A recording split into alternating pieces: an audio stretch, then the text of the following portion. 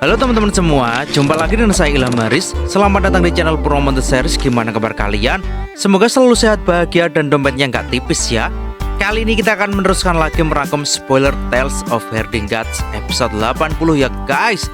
Dan nggak usah berlama-lama lagi, langsung saja gas cuy. Di episode sebelumnya, dalam pencariannya di reruntuhan besar, Jinmu tiba di sebuah desa sunyi yang dipenuhi keanehan, tempat di mana kegelapan menyimpan sesuatu yang jauh lebih mengerikan dari sekedar iblis. Di sana, satu persatu sosok kuat mulai bermunculan. Taois misterius, utusan kematian, hingga seorang biksu agung dengan aura menekan. Ketegangan memuncak saat para ahli saling berhadapan. Nama besar seperti Rulai kecil dan Daois Lingjing muncul, dan tanpa banyak kata, keduanya langsung menghilang ke dalam kegelapan, memicu pertarungan dahsyat yang mengguncang langit dan bumi.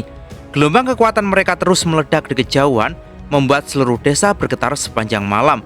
Namun saat fajar tiba, situasi justru berubah drastis. Jinmu bergerak lebih dulu, cepat, dingin, dan mematikan. Dalam satu momen singkat, pedangnya menembus dada Taois Jiun, sementara kepala Xiaoyun terputus tanpa sempat melawan. Serangan itu terlalu cepat, terlalu kejam. Bahkan sebelum semua orang menyadari, pertarungan sudah berakhir. Long Jiaonan pun memilih kabur, meninggalkan segalanya. Kini hanya tersisa keheningan dan Jinmu yang berdiri di tengah sisa pertarungan. Para ahli bermunculan, tapi yang bertahan hanya yang paling kejam. Malam itu terasa sunyi dan berat di reruntuhan besar. Dua tubuh roboh bersamaan. Taois Jiun dan Taois Xiaoyuan jatuh tak bernyawa ke tanah. Jinmu menarik nafas panjang, lalu perlahan menurunkan pedangnya. Tatapannya menembus kegelapan, mencari satu sosok yang tadi menjadi target utama, namun yang ia lihat hanya kehampaan. Jinmu bergumam pelan, suaranya tenang tapi penuh penyesalan. Long Jiaonan berhasil kabur lagi. Di kejauhan, bayangan ular merahnya sudah menghilang seperti kilat. Kecepatannya terlalu tinggi dan Jinmu tahu betul bahwa mengejarnya sekarang hanya akan berakhir dengan kematian. Ia menghela nafas, mencoba menenangkan diri. Malam ini, utusan kematian pasti punya banyak jiwa untuk dibawa pergi. Sayang sekali, kita tidak berhasil mengirim Long Jiaonan juga. Wanita itu benar-benar cerdas. Bahkan di kota gelombang surga, dia masih bisa melarikan diri.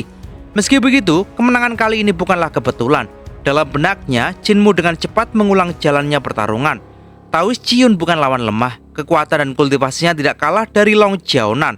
Namun, keunggulan mereka terletak pada kerjasama. Saat Taois Jiun mengandalkan kotak pedangnya, Raja Iblis Dutian maju menahannya. 8 lengannya bergerak serempak, tang, tang, tang, menahan setiap tebasan pedang, membuka celah sekecil apapun. Di saat yang sama, Kera Iblis melangkah maju. Tongkat Kakara berputar kencang. Dengan kekuatan Sutra Mahayana Rulai yang mengguncang udara, tekanan luar biasa itu membuat Jiun goyah sesaat, dan sesaat itulah yang dibutuhkan Jinmu. Slash! Dalam sekejap, Jinmu sudah berada di sampingnya dan mengakhiri hidupnya dengan satu serangan bersih. Di sisi lain, naga jilin menahan ular merah milik Long Jiaonan. Dua makhluk buas itu bertabrakan keras, belar, mengguncang tanah di sekitarnya. Kekuatan kilin menekan ular merah hingga tak bisa bergerak bebas, membuat Long Jiaonan kehilangan kesempatan untuk menyelamatkan rekannya. Karena itulah Taois Jiun tidak punya jalan keluar. Jinmu menggeleng pelan. Kalau dia berani kembali, dia pasti mati. Ia lalu menoleh ke arah Kera Iblis. Apakah Rulai kecil dari biara petir kecil menyulitkanmu? Kera Iblis menggeleng, lalu menunjuk dirinya sendiri dan berkata singkat, "Namaku Kong." Jinmu terdiam sejenak, lalu tersenyum tipis. Nama yang sederhana, tapi terasa berat. Kera itu tidak berkata apa-apa lagi, seolah satu kata sudah cukup mewakili dirinya. Jinmu pun berkata, "Bagus kalau kau tetap mengikuti Rulai kecil. Dia memahami Sutra Mahayana Rulai dan cocok membimbingmu." Ia berhenti sejenak, lalu melanjutkan dengan nada lebih serius. "Aku harus pergi. Para tetuaku tersesat di reruntuhan besar. Aku harus menemukan mereka. Kalau ada waktu, pulanglah. Ling merindukanmu." Kera Iblis hanya mengangguk. Tanpa membuang waktu, Jinmu melompat ke atas kepala naga kilin. "Kita berangkat."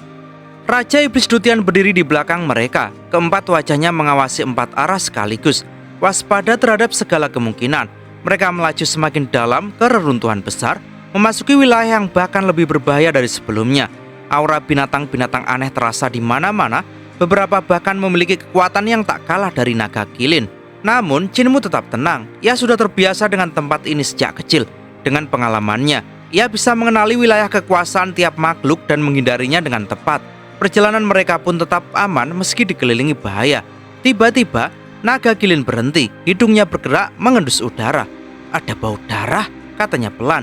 Raja Iblis Tutian mendengus dalam hati, tapi Chinmu langsung waspada. Tunjukkan jalannya. Mereka mengikuti aroma itu hingga menemukan seorang Taois tua bersandar lemah di bawah pohon. Nafasnya berat, tubuhnya dipenuhi luka. Chinmu segera mengangkat tangan. Jangan mendekat sembarangan. Ada batasan di sekitarnya. Taois itu membuka mata dan menatap Chinmu. Pengamatanmu tajam. Aku memang memasang batasan untuk melindungi diri. Ia batuk keras. Oh, dan darah keluar dari mulutnya. Chinmu berkata tenang.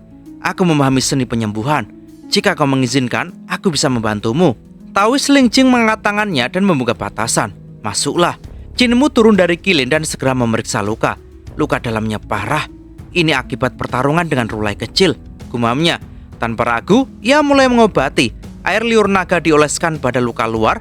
Lalu ia memberikan pil roh untuk memperbaiki kerusakan dalam. Setelah itu, ia mengeluarkan ramuan dan dengan cepat meraciknya. Wush, api kecil menyala, tunggu sederhana terbentuk. Dalam waktu singkat, pil roh selesai dan langsung diberikan. Beberapa saat kemudian, nafas Taois Lingjing menjadi lebih stabil. Wajahnya menunjukkan keterkejutan. Kemampuanmu luar biasa. Mau menjadi muridku? Dengan kemampuanmu, kau bisa menjamin keselamatanku dari banyak musuh. Chinmu menggeleng tanpa ragu. Aku adalah pemimpin sekte iblis surgawi. Aku tidak bisa menjadi murid siapapun. Taois Lingjing terdiam lalu tersenyum. Jadi begitu, berarti kita setara. Ia memberi hormat dan Chinmu membalasnya. Setelah berbincang, Chinmu menjelaskan tujuannya mencari para tetua. Saat nama-nama itu disebutkan, Taois Lingjing justru tertawa keras hingga lukanya kembali terbuka. Chinmu buru-buru menghentikannya. Setelah menenangkan diri, Taois Lingjing berkata, aku belum melihat mereka, tapi aku melihat seseorang ini. Ia menunjuk gambar pandai besi. Chinmu langsung tegang. Itu kakek bisu. Taois Lingjing mengangguk. Dia menuju wilayah terlarang. Tempat itu sangat berbahaya. Aku tidak berani masuk ke sana. Hati Chinmu langsung gelisah, namun ia segera membuat keputusan lain. Kalau begitu, aku butuh bantuanmu. Bawa aku ke dunia orang mati. Taois Lingjing tersenyum tipis. Itu mudah, kita berangkat malam ini. Saat malam turun, mereka bergerak memasuki kegelapan. Dengan token khusus, Taois Lingjing memanggil jalan menuju dunia orang mati. Cahaya misterius muncul di antara pegunungan, memandu langkah mereka. Tanpa disadari, mereka menembus batas tak kasat mata. Dunia berubah, kabut tebal menyelimuti segalanya, gunung tulang menjulang dan aura kematian memenuhi udara. Sebuah perahu kecil muncul, dikayuh oleh kerangka. Krek, krek, membawa mereka menyeberangi lautan kabut.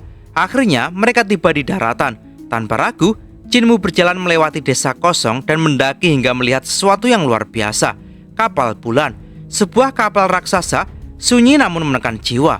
Taois Lingjing bertanya, untuk apa kau datang ke sini? Chinmu menjawab tegas, aku datang untuk meminjam kapal. Tanpa menunggu, ia langsung melompat ke atas kapal. Dewar! Dan mendarat dengan keras. Leontin giok di dadanya bersinar terang. Tiba-tiba, suara gemetar terdengar. Kau? Dari desa bebas? Chinmu menoleh dan melihat wajah raksasa tertanam di tanah. Wajah itu menjerit ketakutan, mengaku bukan pengkhianat. Namun Chinmu tidak berhenti, ia melangkah maju dan mengelurkan tangan. Jangan sentuh, teriak wajah itu. Terlambat. Belar. Energi ilahi mengalir deras ke tubuh Chinmu. Tulangnya retak. Tubuhnya membesar dengan cepat. Dari punggungnya tumbuh kaki ketiga. Dauk menghantam tanah, sementara dua lengan baru muncul dari ketiaknya. Ia meraih pilar lain. Dohuar. Energi semakin menggila. Dalam sekejap, seluruh harta ilahinya terbuka. 6 arah, 7 bintang, makhluk surgawi, hidup dan mati, semuanya bangkit bersamaan. Bahkan jembatan ilahi terbentang lurus ke seberang. Chinmu meraung keras. Wah! Belar!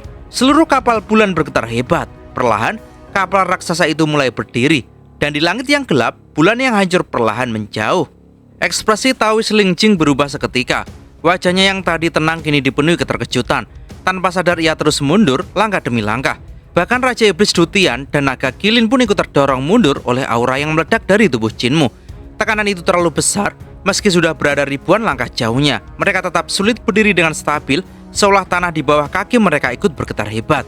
Di bawah kaki Chinmu, wajah penjaga bulan perlahan tenggelam ke dalam tubuh kapal bulan.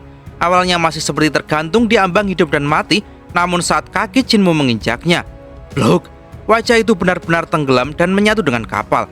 Tubuhnya melebur menjadi bagian dari kapal bulan lalu lenyap tanpa sisa. penjaga bulan terakhir, mati. Taoist Ling Jing tidak terlalu peduli pada kematian orang tua itu. Baginya, penjaga bulan memang sudah gila sejak lama. Namun yang membuatnya benar-benar terguncang adalah perubahan Jinmu. Ia menatap pemuda itu dengan mata membelalak. Jinmu menembus batas dunia orang mati. Biasanya, siapapun yang memasuki alam kematian akan kehilangan daging dan darah, berubah menjadi kerangka, bahkan dirinya sendiri tak luput dari hukum itu. Saat tadi masuk, Jinmu juga hanya tinggal tulang. Naga Qilin pun sama, sementara Raja Iblis Dutian tidak berubah karena memang tak memiliki tubuh fisik. Namun sekarang, daging Jinmu kembali. Bukan hanya kembali, tubuhnya terus membesar, memancarkan cahaya ilahi seperti dewa surgawi yang turun ke dunia. Ia bahkan menggantikan penjaga bulan lama menjadi penjaga bulan yang baru. Kekuatan yang ia kendalikan sekarang terlalu besar, terlalu liar, hingga menembus batasan dunia orang mati. Sebuah hal yang hampir mustahil. Taoist Ling Jing menelan ludah. Selama ini ia telah berkali-kali datang ke kapal bulan, menyentuh pilar-pilar itu, meneliti setiap sudutnya, namun tidak pernah terjadi apa-apa. Ia selalu mengira hanya para pengembala bulan yang bisa mengendalikan kekuatan ini. Dan itu pun hanya mereka yang memiliki tubuh khusus. Tubuh manusia seperti tungku besar, energi kapal bulan terlalu dahsyat untuk ditahan oleh tubuh biasa. Hanya mereka dengan konstitusi istimewa yang mampu menampungnya. Namun sekarang Jinmu melakukannya. Padahal dia bukan penggembala bulan, namun tubuhnya seolah memang diciptakan untuk ini. Di tengah pilar-pilar raksasa itu, Jinmu merasakan kekuatan yang belum pernah ia rasakan sebelumnya. Ia mengepalkan tangannya perlahan, matanya bersinar. Jinmu bergumam, suaranya penuh takjub. Kekuatan ini, energi dalam tubuhnya seperti lautan tak bertepi. Dibandingkan kekuatannya dulu, itu hanya setetes air. Sekarang, ia merasa cukup dengan satu gerakan tangan untuk mengubah benteng alam, bahkan memutar balikan aturan dunia. Cincin-cincin cahaya bulan mengalir di sekeliling tubuhnya, turun dari kepala hingga kaki seperti air yang tak henti mengalir, lalu menghilang ke dalam kapal bulan. Namun perlahan, kakinya mulai tenggelam ke dalam kapal. Ini adalah serangan balik. Jinmu langsung mengingat sesuatu. Penjaga matahari dari kapal matahari.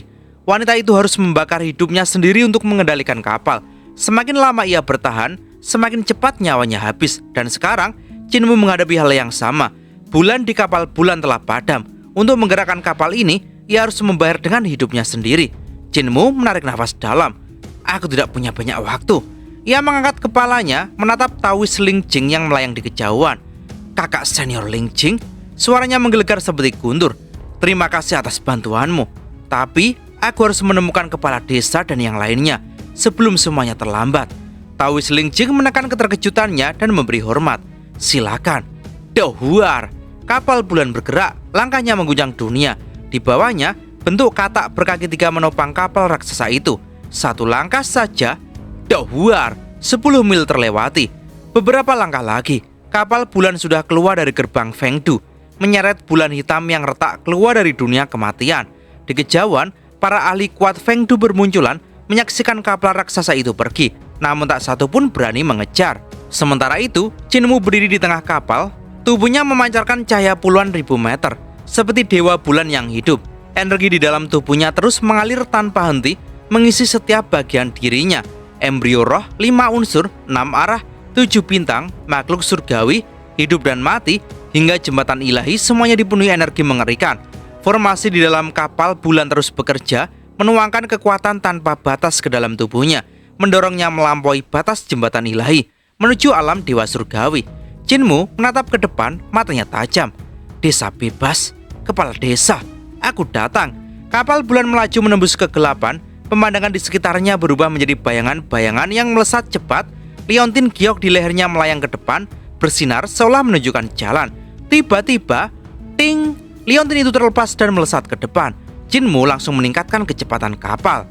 Dohuar, belar. Ruang di sekitarnya tertekan, memunculkan petir dan kilat yang membelah kegelapan. Batu-batu dari bulan yang retak terus jatuh seperti meteor, meninggalkan jejak api panjang di langit. Di belakang kapal bulan, hujan meteor terus terjadi. Api, asap, dan kehancuran mengikuti setiap langkahnya. Di dalam kapal, Raja Iblis Dutian mengintip dari balik istana yang masih utuh. Ia melihat Jinmu berdiri seperti dewa di antara pilar-pilar raksasa, dikelilingi cahaya bulan yang menakutkan. Ia bergumam pelan, dunia ini tidak sesederhana yang kupikirkan. Di luar, makhluk-makhluk gelap bermunculan, monster raksasa mencoba menghadang. Belar! Namun kapal bulan menghancurkan mereka begitu saja. tubuh-tubuh besar itu hancur, berubah menjadi bubur dalam sekejap. Beberapa iblis mencoba melompat ke kapal. Keras, petir menyambar, membakar mereka hingga jatuh seperti hujan mayat. Tiba-tiba, dari kegelapan muncul aura besar. Seekor makhluk raksasa menerobos awan iblis, menyerang langsung ke arah Jinmu. 9 kepala muncul dari tubuhnya, menyemburkan api iblis yang membakar langit. Raja Iblis Dutian berteriak, "Itu Garuda!" Api iblis menyapu, namun cahaya bulan di sekitar Jinmu menahannya. Di dahinya perlahan muncul bulan sabit, lalu terbuka menjadi bulan purnama, sebuah mata. Swing, cahaya putih menyapu langit. Dalam sekejap, 9 kepala terpotong bersamaan. Darah menyembur, tubuh raksasa itu jatuh dari langit. Bulan di dahi Jinmu kembali menutup. Raja Iblis Dutian menelan ludah. "Setelah ini, aku tidak akan pernah menyerang dunia ini." Kapal bulan terus melaju. Tiba-tiba, semua iblis mundur. Jeritan terdengar dari kegelapan, seolah ada sesuatu yang lebih menakutkan akan muncul. Di depan, Liontin Giok berhenti. Ting! Seperti menabrak sesuatu yang tak terlihat. Riak muncul di udara seperti permukaan air. Lingkaran demi lingkaran menyebar, dan perlahan, di balik riak itu, sebuah dunia lain mulai terlihat. Jinmu menatap ke depan. Itulah tujuan akhirnya, desa bebas. Dan cerita pun bersambung. Pesan dari episode ini, kadang untuk melindungi yang kita cintai, kita harus berani melampaui batas diri, bahkan jika itu berarti mengorbankan sebagian dari hidup kita. Jinmu menunjukkan bahwa kekuatan sejati bukan sekedar menghancurkan musuh, tapi keberanian untuk tetap maju saat tahu resikonya adalah diri sendiri. Di dunia yang keras, bukan yang paling kuat yang bertahan, melainkan yang punya tujuan dan tekad paling tak tergoyahkan. Terima kasih sudah mengikuti perjalanan kali ini sampai akhir. Saya Ilham Haris, beserta seluruh jajaran Lur Sekte Purnomo The Series pamit undur diri. Sampai jumpa di episode berikutnya dan gas cuy.